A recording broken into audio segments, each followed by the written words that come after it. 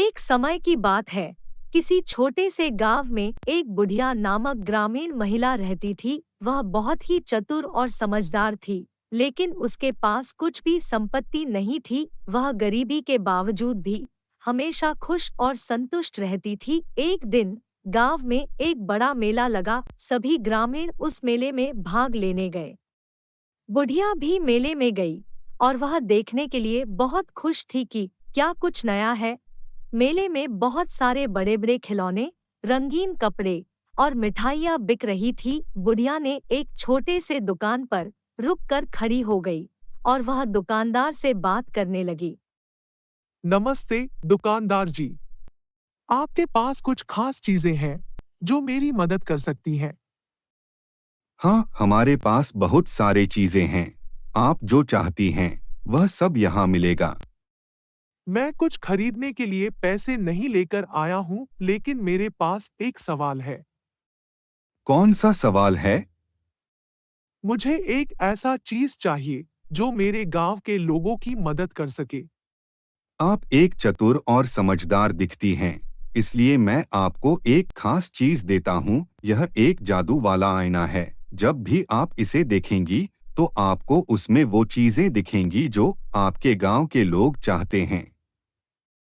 बुढ़िया खुश हो गई और वह उस जादू वाले आईने को लेकर अपने गांव वापस चली गई।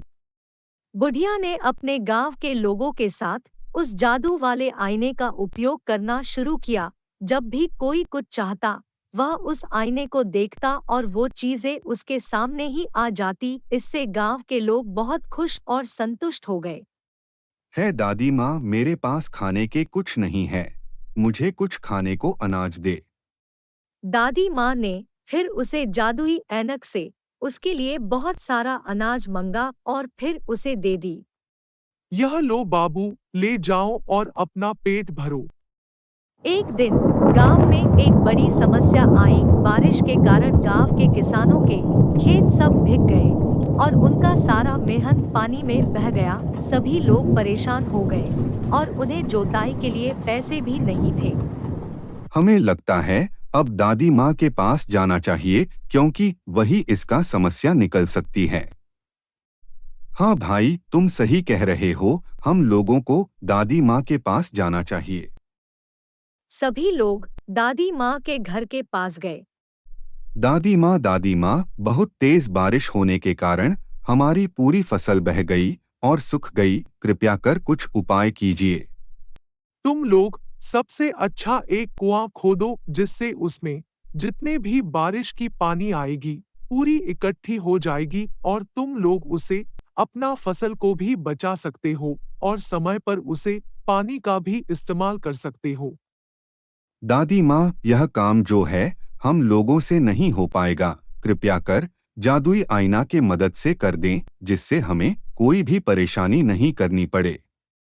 दादी माँ कुछ सोचती है और फिर उन लोगों को मदद करने के लिए तैयार हो जाती है। ठीक है बेटा, मैं इस जादुई आईने से एक कुएं खुदवा देता हूँ जिससे तुम लोगों को अगर बारिश होने पर भी कुएं में चला जाएगा और समय पर तुम उसे कुएं से पानी भी निकाल सकते हो। इसी तरह जादुई आईना के मदद से एक कुआं खोदा गया, जिससे सभी लोगों को बहुत ही मदद मिल। सभी लोग समय पर उसमें से पानी को भी निकालकर अपने घरों में ले जाने लगे। इसी तरह गांव के लोग बहुत ही आलसी होने लगे। अगर उन्हें कुछ भी करवाना होता था तो वह बुढ़ी दादी के पास चले जाते थे।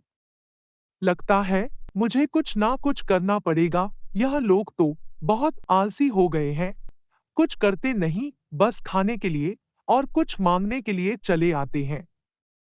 एक दिन दादी माँ ने आईना के आगे एक और आईना लगा दिया, जिससे जो कुछ लोग मांगते थे वह उनके पास तक नहीं जाता था।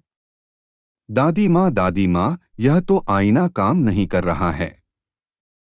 तुम सही कह रहे हो बेटा, यह आईना अब काम नहीं कर रहा है। यह तुम लोगों के वजह से हुआ। तुम लोग इतना आलसी हो गए हो कि कहने लायक नहीं।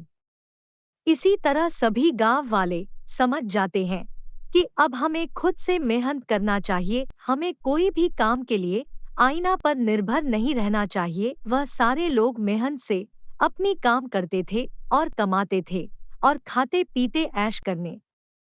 इस कहानी से यह शिक्षा मिलती है कि हमें कभी भी लालची नहीं करना चाहिए, जितना मिले उसी में खुश रहना चाहिए।